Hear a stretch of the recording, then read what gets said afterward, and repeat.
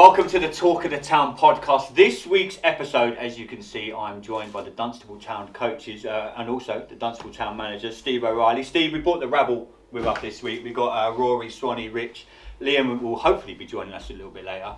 Steve, we and you have spoken many times since the start of the season. How do you feel that you guys have, as we sit here now coming into November, just before we get these guys' views of how the season's gone so far, when you're assembling a coaching team, what is it you're looking for when you do put your team together, and how do you feel it's gone so far at Dunstable Town? Yeah, really positive. I think these guys are first and foremost extremely hardworking, and I think you look for people who've got similar values to obviously myself, and obviously having worked with Rob and Rich in the past and Liam, I certainly know that, and a big important role for us was bringing in a goalkeeper coach this season as well, and we kind of had a stop and start with that, but then getting Rory in, who obviously knows the club really well, has been a big bonus. It always takes a bit of time. We kind of operate quite differently. We're all different personalities, but I think we've got a good shared vision. That we've had moments where we've kind of reflected, and a big part of what we do is reviewing and reflecting on terms of how well we're doing. And look, there've been moments certainly at the start of the season when results weren't going our way, and we obviously look at that from the playing perspective, but we look at ourselves, and these guys are great at that. So from my perspective, it's a pleasure working with them. It's about challenging each other, which I think that we do well. But look, I think the general feel in terms of the club is that we're making progress, and I think that we're doing that within the management team, and I think that's also reflected on the pitch as well.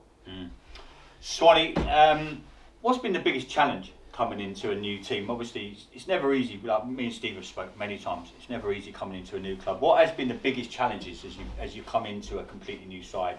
From where we are now, which we're going to get to in a little bit, which we're starting to get there now. I think, like I said, when you've done some interviews last week. What are the main challenges when you come into a new team?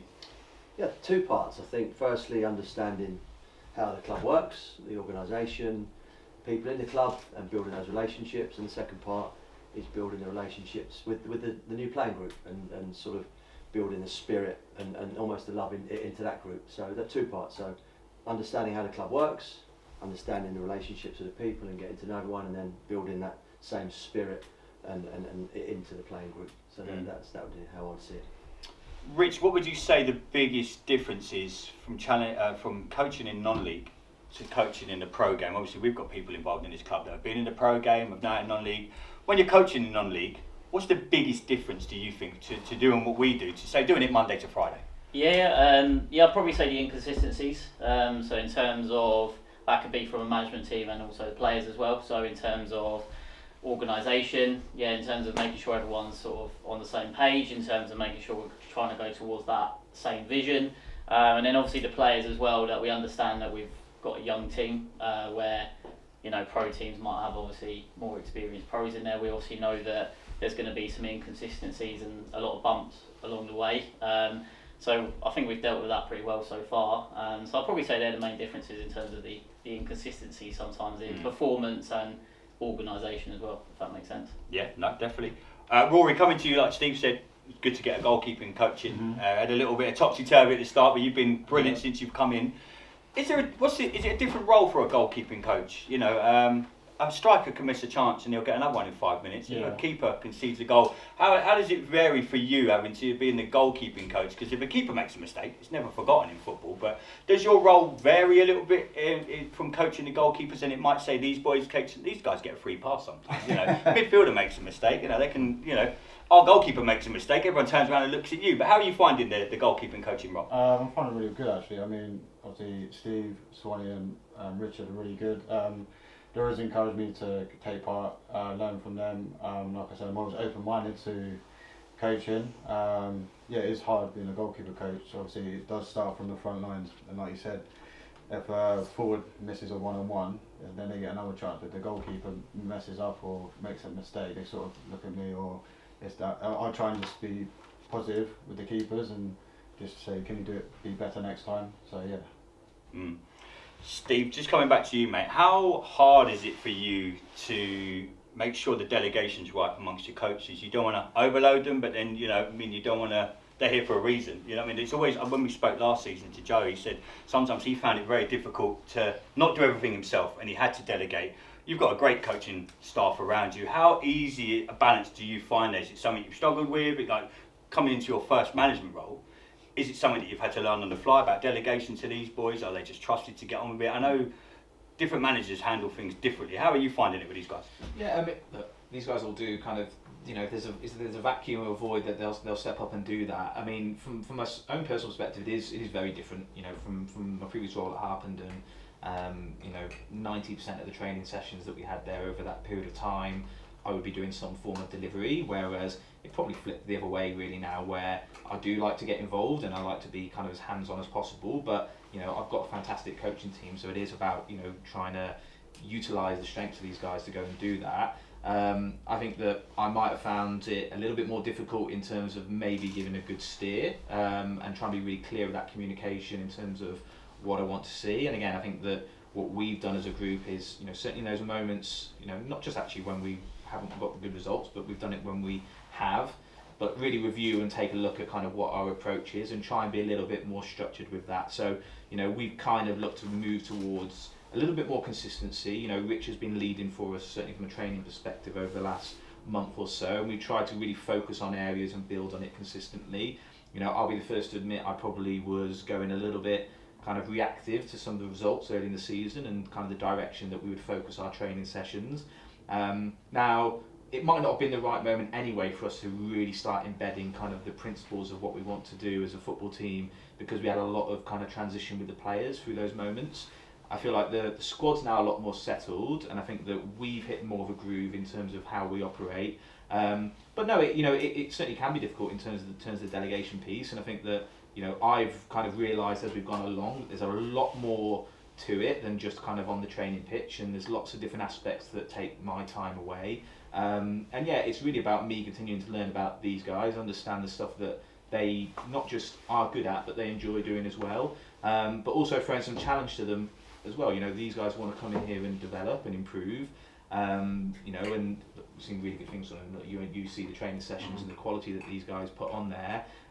But it's actually putting them in circumstances and situations where they're challenged and they improve as well. So it's an ongoing process, but what I value from all of these guys, and obviously Liam as well, really, which is the feedback that they give in terms of what they enjoy, what the success is, where the challenges are, where we need to improve, and then trying to build that into the whole way that we work. So it's an ongoing process. Yeah, look, I certainly think that there's aspects of it that I've done okay in terms of the delegation and organisation piece, but there's lots more to improve upon. So, you know, that's really where I've got to keep my mind going. Yeah. Boys, what do you think, since you've started your coaching journeys, and everyone started a coaching journey at different periods of their lives, you know, Steve's not long stopped, he went to Harpenden, was a player, you guys have all been involved in the game. What's been the biggest change to the way that football's coached these days from when you might have started your coaching badges to now? Rich, we speak all the time about it, you know what I mean? 10 years ago, coaching was very different. It is how it is now. How do you boys all view the way that football's coached? So maybe when you started out coaching or even playing? Well, we've got much better equipment now. There's no doubt about that. No jumpers to goalposts anymore. No, exactly that. Yeah. Exactly that. I'm telling you, that's a really, it's a serious point, because actually it's part of who we are. You know, about that high quality, high standards, taking responsibility, having, you know, the optics, making sure that they're right, because you want, when everyone arrives, the group arrives, you want them to see that you're serious about it, and you're creating a professional environment. And I'd say that at any level, anywhere we coach, that's the environment that we'd want to create, a fun, exciting, enjoyable environment that's demanding high standards, but we're really developing the player, developing the person, and making all of us, you know, better coaches, better players, you know, better people. That's where I'm at with it. Yeah. Rich, same goes. Yeah, no, I think in terms of my role as sort of coach, as a coach developer, I think probably old school coaches were probably quite good coaches in terms of the technical side of it, but probably stuff like session plans and stuff probably weren't being used back in time. And then now I feel like coaches are really good at sort of planning side of it, but maybe actually the detail that they can give on the training pitch has maybe sort of slid off a little bit. So yeah, no, I think in terms of how it's changed, I think a lot more focus on things like the better equipment that's out there, session planning, technology like VO and stuff has all sort of come in now, hasn't it? Where maybe need to focus on like the actual coaching side a little bit more. Definitely the technical side, the individual technical coaching, I think is probably something that a lot more people need to focus on a little bit, in my opinion. Yeah, no, you're right. Rory, is it the same kind of thing for you? Obviously, you might have started a coaching journey later than, not saying you're old, Swanee, but you might have started it a little bit later. But you know what I mean? Yeah. When you bring in like modern ideas, I've been on a few coaching courses where you wouldn't have seen what they do 10 to 15 years ago. Like these guys have said, it's all like very much computerised now, the one-on-one. You do a lot of one-on-one coaching. Yeah. That's something that maybe you didn't see 10, 15 years ago. It's just 22 guys out on a pitch. Yeah. Do you feel that's the way the game's changed now? Yeah, I think it is, because obviously the 1v1s obviously work really well when you're doing it with the goalkeepers out there, a couple of keepers. Even the like the GoPro, a lot of keepers now, due to like Dan Foster, who put the GoPro behind the goal, I think that helps the keepers loads as well, so they can see it from a different point of view. And obviously, like Richard and Swanee said, the equipment's really good nowadays. Obviously, you want to do it for the players. They come in, they've got smiles on their face because you've got the equipment, where other sort of clubs maybe don't have that equipment. So like Steve sets high standards for all of us, so when the boys do come in, you get the equipment, everything's ready for them, and it's a good vibe around here. So, and obviously the coaching as well, so the goalkeeping side of things, obviously the GoPro, and then Yeah, it's a big thing now. Is there anything you boys would change? Me and you were speaking about this a couple of weeks ago. It was on the radio about the coaching in the UK and how money, and it's not very accessible to a lot of people. Is there anything you boys would change about the coaching process? Yeah, I mean, it's interesting you say that. I mean, just on the previous point as well, really, which is I think the expectation on what you deliver for players now is a lot higher, and I think that actually trying to get more people qualified and like I say, just understanding kind of some basics, and Rich talks about session planning, and I think the expectation from players coming into an environment and a club such as Dunstable will be higher in terms of the structure and the organisation and the level of coaching that maybe was there previously. I think that there's we talk about the technology, and I think that the game's evolved. I think that you probably see a lot more teams at this level now trying to play out from the back and try and play on a more technical perspective. I think that the growth of kind of the academy system and pre-academies and private academies and the access to coaching has probably been, from a younger age is probably there, that maybe not, certainly when I was growing up from playing, I had some great coaches, but as Rich said, that maybe weren't either as qualified or as structured in terms of what they do. So I think the demands are greater from the players. I don't necessarily know that the kind of the coaching has kind of reached that level or kind of caught up with that, and I think that it's certainly something that I'm really conscious of with us as a group, that we make sure that those sessions are really engaging, and that not only do we improve as a football team and we get better, but the players feel like they're going to come here and learn and develop. And certainly my motivation from a coaching perspective has always been that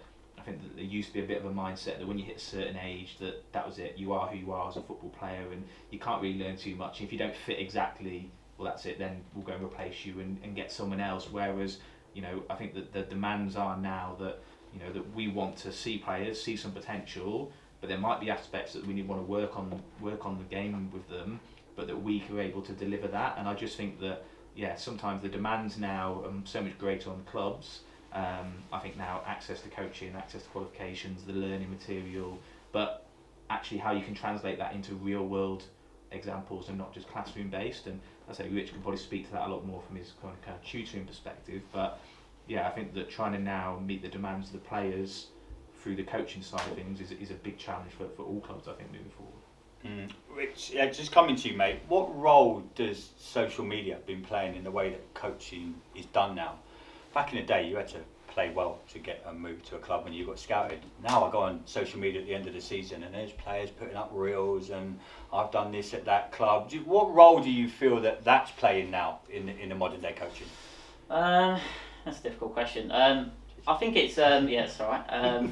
No, I think it's good for players, I suppose, in a way to sort of showcase, like particularly if they're not attached to a club. Mm-hmm. So it's a good way for them to showcase them as a person or their abilities to clubs, and then maybe it's a little bit easier to get a club, in the pre-seasons or whatever. So there are some benefits to it. It's just some of the motivations, and if they are attached to a club, they're putting stuff out.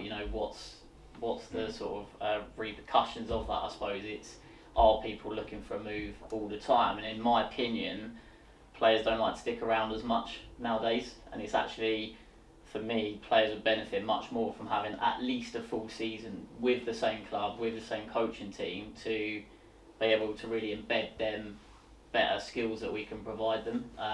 Now, I appreciate circumstances change, fallouts with managers and other players and things like that, but I can't stress enough how important it is to sort of stick around. If you see on your CV, if you've gone from 5, 6, 7 clubs in the last sort of 3 seasons, that doesn't look very attractive to a manager. So there are lots of pros to the social media side of it in terms of showcasing yourself, but at the same time, it's how often you do it, I think, if that makes sense. What role does the pro game play in how we see coaching done nowadays? Is it influential on you? Like Steve mentioned, there's a lot. Back in the day, very rarely saw teams at non-league level trying to play out from the back. What role is it filtering down? What role is the pro game, saying from, like, we're talking from the Premier League all the way down, is that affecting the way that football's coached these days, would you say, from what we're seeing from the Premier League and all the big leagues around the world to the way that football's coached these days? Go on. Yeah, look, I think we're influenced by it directly or indirectly. We all share sort of reels and stuff of all different managers, whether that's grassroots, whether that's pro game. Actually, it's really interesting and exciting, and we're open to learning and developing. Nottingham Forest, Brian Clough, he kept really simple sort of model, but he was inspirational in terms of how he developed his team and that team bonding and that unity. And you look at now current Prem managers, they're all doing pretty much the same thing, but their uniqueness is their character, about how they lead their players and their leadership and their style. And I think that's we can learn a lot from that, because we've all got our own styles, but also why wouldn't you look at a pro manager, or why wouldn't you look at the manager of Cockfosters and see what they're doing and be open to it, because we know a little bit and we want to know a lot more, and we can learn from all different types of people. Great answer, mate. Steve, what do you think the biggest changes in non-league football have been over the years? Me and you have spoke at the start of the season. We're saying money's playing such a bigger role than it's ever done in non-league football. We know people even in this step 5, step 4, some of the money that you hear banded around these days is absolutely crazy. What have been the main changes that you've seen over the years from the non-league game to where we are now? Yeah, so I mean, I think that's one, but I think that's probably always been a part of the game. I think it's probably just filtered down a little bit lower than maybe what it had previously been. And look, I think certainly within our level, the introduction of the playoffs in last season, and so has kind of maybe accelerated that a little bit at step 5. I think a couple of things really stand out to me. So yeah, kind of that expectation, as I mentioned, that idea. I think that it's a lot younger. The playing group's a lot younger now, further down the pyramid, and I think that you're probably seeing lads who are 16, 17, 18, who traditionally may have started, and again, I'm thinking about myself really a little bit in kind of county league football, because they've kind of been in these academies or pre-academies and had that exposure, they're jumping up into step 5, step 4, step 3 really quite early, and trying to manage that's quite an interesting one. I think kind of actually the medical side of things, I think that, again, the expectation for players in terms of kind of how you resource like physios and that type of piece, again, they're really kind of quite different from the old, magic sponge type that you may have got, and again, probably experienced that in the past as well, where, we've got a fantastic physio medical team here, and actually I think it's a prerequisite now that if you're going to be at this type of level that you have that's an expense, but, it's an important piece that you have. I don't know, I think there's a correlation between the more physios and more medical team that you have, the more injuries that you get and more people on the treatment table. But, so yeah, I think it's just, I think, without kind of trying to make it bigger than what it is, I think it's become more professional to an extent, and I think that we're all here striving to do, really professional, yourself doing the podcast and those type of things. These are things that used to be just kind of exclusively for pro clubs or those semi-pro clubs right at the very top end, whereas it's democratised a little bit. There's a lot more clubs that are trying to do it, and everyone's pushing, everyone's racing and trying to improve, and yeah, it's trying to keep ahead of that. I think my own personal challenge, and I'm sure these guys as well will be, though, is actually we still have limited access time to players, and we have limited, we still have limited resources, and the player movement's a lot greater because no one's contracted with our clubs and stuff like that. So it's trying to balance between going, right, actually you want to go and be the very, very best that you possibly can be, but also trying to balance that as well between, okay, being realistic. Everyone's got day jobs as well as this, but this is really our passion. So yeah, that's something I've certainly seen kind of that professionalism kind of grow and filter down into the game, but that brings its own challenges as well, I think. What does finish the last few, Rory? What does the future of non-league football and coaching look like? We're saying like from where it's gone to where it is now. Where do you think coaching will go? I think it's improved every season, to be honest. It may change in a couple of years' time, 5 to 10 years. I think a bit more technology will come into the game. Equipment obviously will probably get better as well, so you can analyse the game more better with the video and all that stuff. So I think it'll help all coaches in general. So yeah, I think in 5 to 10 years' time, I think the technology will be really good. That's what I thought. No, that's fair enough. Boys, do you think that the money structure of the way the game is funded in non-league football will ever change? We talk about it's meant to be filtering down the money, but do we, in your opinion, do we see enough money filtering down from the FAs? Rich, you might know a little bit more. You guys are, you're working in that environment. Is the non-league game in whole, not just talking Dunstable Town here, is the non-league game seeing that money that should be put into grassroots? I heard on the radio today that they want to build 16,000 more AstroTurf pitches and stuff like this. In your guys' opinion, is that funding coming through to the non-league game? I think it's slowly is. I think you'll naturally see probably by the time we actually all finish coaching when we're very old men. Most schools and clubs, most schools and clubs will have a 3G Astro, so obviously that will help with creating all weather pitches. It's just how they're utilised. Like I think there's still a lot of issues around who gets priority over these Astros. I know down here obviously they're quite good in terms of the youth teams getting a lot of access to that, which is really good, but I know there are rather some Astros that have a lot of political issues, should we say, in terms of who gets the access to it, and so there's that issue. We've got all these new facilities, but then there's a little bit of them teething issues around who gets access to it. But I think there's a real emphasis on still grass pitches. I think there should be a lot more money being pumped into just making these grass pitches a lot better, because there are some downfalls in the Astros in terms of the impacts that could have in terms of long-term injuries in the future. So I think a lot more investment in terms of grass pitches would be beneficial, and then it's just things like reducing costs for coaching badges, for example, so then actually these youth teams are getting better type of coaching as well. So that'd be how I would filter it down.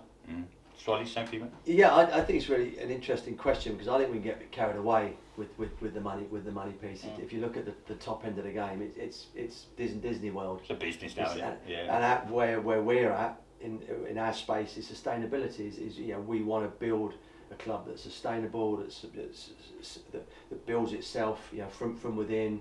As those strong values, big fan base, big sort of voluntary group. And we're growing organically, so I think we can learn lessons from the top end, but from a money perspective, I don't think we should get carried away with that. I think we've got to look at it, and hold it true to our values and build sustainably.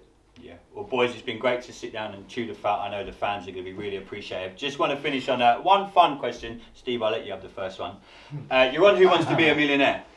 You're on the £1 million question, and you've got one lifeline left. It's called Ring One of Your Coaches. Ooh. Out of all your coaches that you've got here, for £1 million, who are you ringing to answer the question and why? I think there's one answer to that. I think I'll go with Rob. Yeah, I think I would go with Rob. Yeah. Rory, who are you ringing for £1 million? Well, you can choose Steve as well. I'll probably say Rob, actually. What? We're going to say Rich then. I think we're going to get a full house here, Rob. Yeah, I think, yeah. Well, I hope I could help. Yeah, I really do. I do my very best. I'd call my main man Steve over here. I've been out of rely on Steve for a great deal, and he'd be the man I'd call. Brilliant. Well, boys, thanks so much for your time. I know I speak for every Dunstable Town fan. We're so grateful for you guys coming on board. It's never an easy task coming into a club where you are literally starting from scratch. So I know I speak for every Dunstable Town fan where we do appreciate all your hard work. We can see the hard work. I know we can when we're here on a training night on a Thursday, and what you boys are putting on the pitch. So keep up the hard work, and we'll do this again sometime. Absolutely. Cheers, boys. Thank you very much. Thank you. Done. Let's get them footballs rolling. Come on. Wow, mate. We're rolling. Time do we start? Well done. I'll say what I can get chips. Well done, what? Well done. Yeah, no, not for me, for me. No one chose